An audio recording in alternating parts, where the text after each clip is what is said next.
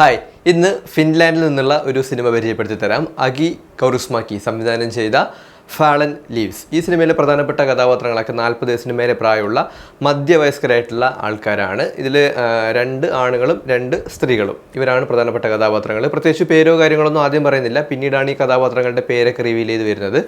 ഈ 2 സ്ത്രീകൾ സൂപ്പർ മാർക്കറ്റിൽ വർക്ക് ചെയ്യുന്ന 2 ആൾക്കാരാണ്. അതുപോലെ തന്നെ ഈ 2 ആണുങ്ങളാണെങ്കിൽ ഫാക്ടറിയിലോ അങ്ങനെ എന്തോ ജോലി ചെയ്യുന്ന ആൾക്കാരാണ്. അങ്ങനെ ഒരു ദിവസം ഈ 2 ആണുങ്ങൾ ഇവരിങ്ങനെ ഒരു ബാറിൽ പോയി വെള്ളം ഒടിച്ചിരിക്കുന്ന സമയത്ത് ഈ സൂപ്പർ മാർക്കറ്റിൽ വർക്ക് ചെയ്യുന്ന 2 സ്ത്രീകളും അവിടെ ഉണ്ടാകും. അപ്പോൾ ഇതിലെ രണ്ടാമത്തെ ആൾ, അതായത് ഹീറോ അല്ല, ഹീറോയുടെ കൂടെയുള്ള ആൾ അവിടെ വന്നിട്ടുള്ള 2 സ്ത്രീകളിൽ ഒരാളെ പരിചയപ്പെടാൻ വേണ്ടിയിട്ട് അല്ലെങ്കിൽ ഇമ്പ്രസ് ചെയ്യാനായിട്ട് ആളൊരു പാട്ടൊക്കെ പാടും. അങ്ങനെ അവരെ പരിചയപ്പെടാൻ വേണ്ടി ശ്രമിക്കുന്ന സമയത്ത് നമ്മുടെ ഹീറോയിനും തമ്മിൽ കണ്ടുമുട്ടും. വലിയ കോൺവെർസേഷനൊന്നും വരുന്നില്ല, അവർ ജസ്റ്റ് ഒന്ന് കാണും. അങ്ങനെ പിറ്റേ ദിവസം ആകുന്നു, ഇവർ സൂപ്പർ മാർക്കറ്റിൽ വർക്ക് ചെയ്യാൻ വേണ്ടി പോകുന്നു. അപ്പോൾ സൂപ്പർ മാർക്കറ്റിൽ ഒരു ദിവസം ഇങ്ങനെ വർക്ക് ചെയ്യുന്ന സമയത്ത് ഇവർ ജോലി ചെയ്യുന്ന ഈ സ്ഥലത്ത് നിന്ന് ഭക്ഷണം, അതായത് എക്സ്പയർ ആയിട്ടുള്ള ഫുഡും കാര്യങ്ങളൊക്കെ ഇവർ വീട്ടിലേക്ക് കൊണ്ടുവരാറുണ്ട്. ഇത് അവിടെയുള്ള ഇതിൻ്റെ മുതലാളിക്കോ അല്ലെങ്കിൽ ഈ സെക്യൂരിറ്റിക്കോ ഒന്നും അറിയില്ല. അങ്ങനെ ഒരു ദിവസം ഈ സെക്യൂരിറ്റി ഇത് കണ്ടുപിടിക്കും. ഇവർ ഫുഡും കാര്യങ്ങളൊക്കെ എക്സ്പയർ ആയിട്ടുള്ള ഫുഡും കാര്യങ്ങളൊക്കെ ഇവർ ജോലി കഴിഞ്ഞ് പോകുമ്പോഴത്തേക്ക് വീട്ടിലേക്ക് കൊണ്ടുപോകുന്നുണ്ട്. അങ്ങനെ ഇത് കണ്ടുപിടിച്ചിട്ട് ഇവരെ ജോലിയിൽ നിന്ന് ടെർമിനേറ്റ് ചെയ്തിട്ട് ഇവരുടെ ജോലി പോകും. അങ്ങനെ ജോലി പോയി അങ്ങനെ നിൽക്കുന്ന സമയത്ത് ഇവർക്ക് പ്രത്യേകിച്ച് ചെയ്യാനൊന്നുമില്ല.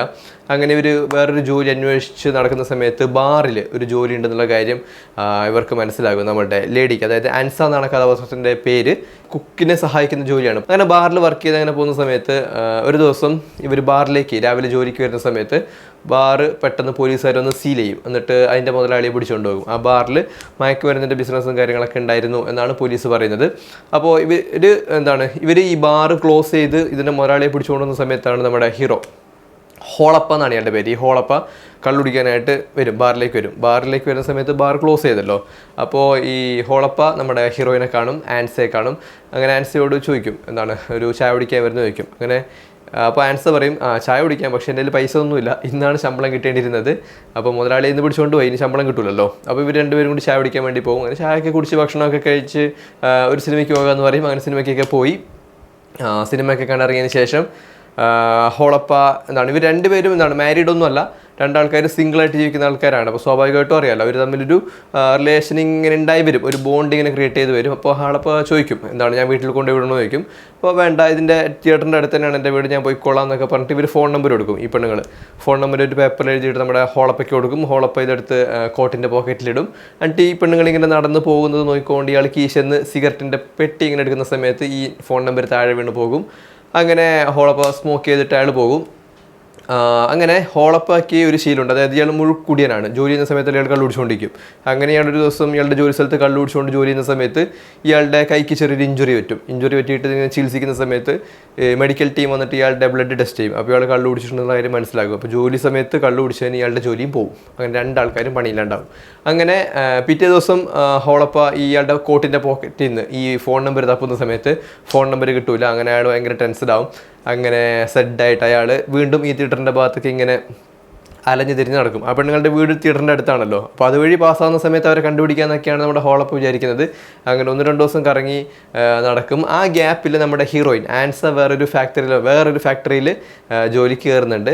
അങ്ങനെ ഒരു ദിവസം ഇവർ തമ്മിൽ കണ്ടുമുട്ടിയിട്ട് ഇവർ ചോദിക്കും, നിങ്ങൾ എന്താണ് എന്നെ ഫോണിൽ വിളിക്കാതിരിക്കുമ്പോഴത്തേക്ക് ഇവർ പറയും, എൻ്റെ കയ്യിൽ നിന്ന് ഈ ഫോൺ നമ്പർ മിസ്സായിപ്പോയി എന്നൊക്കെ പറയും. അങ്ങനെ ഇവരുടെ വീടിൻ്റെ അഡ്രസ്സ് കൊടുത്തിട്ട് ഞാൻ നാളെ വരാം എന്ന് പറഞ്ഞിട്ട് ഹോളപ്പ അവിടെ നിന്ന് പോകും. ഹോളപ്പ അതിനുശേഷം അയാളുടെ ജോലി പോയതിന് ശേഷം ഒരു കൺസ്ട്രക്ഷൻ കമ്പനിയിൽ ജോലിക്ക് കയറുന്നുണ്ട്. അങ്ങനെ ജോലിയൊക്കെ കിട്ടി ഏകദേശം സെറ്റായി. ഒരു ദിവസം ഇവരുടെ വീട്ടിലേക്ക് വരും, അതായത് ആൻസയുടെ വീട്ടിലേക്ക് വരും. അങ്ങനെ വീട്ടിലിരുന്ന് ഭക്ഷണമൊക്കെ കഴിച്ചിട്ട് ഇയാളിങ്ങനെ കള്ളു കുടിക്കാൻ വേണ്ടി തുടങ്ങും. കുടിക്കുന്ന സമയത്ത് ഈ പെണ്ണുങ്ങൾ പറയും, എൻ്റെ അച്ഛനും ചേട്ടനും കള്ളുകൂടി മൂലം തട്ടിപ്പോയ ആൾക്കാരാണ്, എൻ്റെ അമ്മ ഇത് കണ്ട് വളരെയധികം കഷ്ടപ്പെട്ടിട്ടാണ് അവർ മരിച്ചുപോയത്, അതുകൊണ്ട് ഇതുപോലെ കുടിയനായിട്ടുള്ള ഒരു ഹസ്ബൻഡിന് എനിക്ക് ആവശ്യമില്ല എന്ന് പറയും. അപ്പോൾ ഹോളപ്പ സ്വാഭാവികമായിട്ട് പറയും, ഇതുപോലെ ഭരിക്കാൻ വേണ്ടി വരുന്ന ഒരു പാർട്ട്ണറെ എനിക്കും ആവശ്യമില്ല എന്ന് പറയും. അങ്ങനെ അയാളോട് നിന്ന് ഇറങ്ങിപ്പോകും. അങ്ങനെ ഇറങ്ങിപ്പോയി അയാളുടേതായിട്ടുള്ള ഈ കൺസ്ട്രക്ഷൻ വർക്കൊക്കെ ആയിട്ട് മുന്നോട്ട് പോകും. അങ്ങനെ ഒരു ദിവസം കൺസ്ട്രക്ഷൻ സൈറ്റിൽ വെച്ച് അയാളെ പിടിക്കും, അതായത് കള്ളുപിടിച്ച് ജോലി ചെയ്തതിന്. അങ്ങനെ വീണ്ടും അയാളുടെ ജോലി പോയി കുറച്ച് ദിവസം പണിയൊന്നുമില്ലാതെ വീട്ടിലിരിക്കും. അങ്ങനെ അയാൾ കള്ളുകുടിയൊക്കെ നിർത്തിയതിന് ശേഷം കുറച്ച് ദിവസം കഴിഞ്ഞ് ഈ പെണ്ണുങ്ങളെ തിരിച്ചു വിളിക്കുന്ന സമയത്ത് ഓക്കെ ഞാൻ കള്ളുകുടി നിർത്തി എന്നൊക്കെ പറയും ഇയാൾ ഫോൺ വിളിച്ചിട്ട്. അപ്പോൾ വീട്ടിലേക്ക് വിളിക്കുന്ന സമയത്ത് ഇയാൾ വീട്ടിലേക്ക് വരാനായിട്ട് ഡ്രസ്സൊക്കെ ചെയ്ത് റോട്ടിലേക്ക് ഇറങ്ങുന്ന സമയത്ത് ഇയാളൊരു ട്രെയിൻ ഇടിക്കും. ആക്സിഡൻ്റ് ആവും. അപ്പോൾ ഈ പെണ്ണുങ്ങൾ ഇയാളെ കാത്തിങ്ങനെ രാത്രിയോളം ഇവരുടെ വീട്ടിലിരിക്കും, പക്ഷേ അയാൾ വരില്ല. അങ്ങനെ പിറ്റേ ദിവസം ജോലി കഴിഞ്ഞ് വരുന്ന സമയത്ത് ഇയാളുടെ ഫ്രണ്ടിനെ കാണും. അന്ന് ബാറിൽ പോയില്ല, ആ ഫ്രണ്ടിനെ കാണും. ഫ്രണ്ടിനെ കാണുന്ന സമയത്ത് ചോദിക്കും, നിങ്ങളുടെ മറ്റേ കൂടെയുള്ള ആളെ കണ്ടില്ലല്ലോ. അപ്പോൾ പറയും അയാൾക്കൊരു ട്രെയിൻ ആക്സിഡൻറ്റ് പറ്റി, ചെറുങ്ങനെ ഇടിച്ചതാണ്, വലിയ കാര്യമായിട്ടുള്ള ഇഞ്ചുറി ഒന്നുമില്ല, പക്ഷേ ആൾ കോമയിലായി പോകും. അയാൾ കോമയിലാണെന്ന് പറയും. അങ്ങനെ ഹോസ്പിറ്റലിലൊക്കെ ചോദിച്ച് മനസ്സിലാക്കിയതിന് ശേഷം ഈ പെണ്ണുങ്ങൾ ഹോസ്പിറ്റലിൽ പോകും. അങ്ങനെ അവർ അവിടെ നിന്ന് സംസാരിച്ച് സെറ്റായിട്ട് അങ്ങനെ പോകും. ഇതാണ് സിനിമ. ഓക്കെ അല്ലേ? അപ്പോൾ IFFKയിലൊക്കെ ഭയങ്കര അഭിപ്രായമൊക്കെ ഉണ്ടായിരുന്നു എന്ന് കേട്ടിട്ടാണ് ഈ സിനിമ ഞാൻ കാണാൻ വേണ്ടിയിരുന്നത്. കോമഡി ഡ്രാമ എന്നായിരുന്നു ഈ സിനിമയുടെ ജോണറിൽ എഴുതി വെച്ചിട്ടുണ്ടായത്.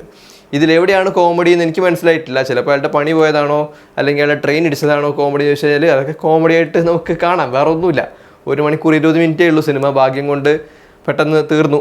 അല്ലെങ്കിൽ 2.5 മണിക്കൂർ ഈ ഒരു നാടകം കണ്ടിരിക്കുക എന്ന് വെച്ചാൽ വലിയ ടാസ്ക്കാണ്. ഓക്കെ അല്ലേ? അപ്പോൾ സാധാരണ മലയാള സിനിമയിലൊക്കെയാണ് ഇങ്ങനെയുള്ള ദുരന്തം കോമഡികളൊക്കെ ഉണ്ടാകുന്നത്. അങ്ങനെ ഫിൻലാൻഡിൽ നിന്ന് ഒരു ദുരന്തം കോമഡി കണ്ടു. അപ്പോൾ താല്പര്യം ഉണ്ടെങ്കിൽ ഒന്ന് കണ്ടു നോക്കാം കേട്ടോ. പല ആൾക്കാർക്കും പല അഭിപ്രായങ്ങൾ ഉണ്ടാകും. കാൻ ഫെസ്റ്റിവലിലൊക്കെ വന്നിട്ടുള്ള സിനിമയൊക്കെയാണ്. IFFKയിലും ഭയങ്കര അഭിപ്രായമൊക്കെ ഉണ്ടായിരുന്നു. ഇതിലെവിടെയാണ് കോമഡി എന്ന് മാത്രം എനിക്ക് മനസ്സിലായില്ല. അപ്പോൾ കണ്ടു നോക്കുക. Fallen leaves by Aki കൗറിസ്മാക്കി.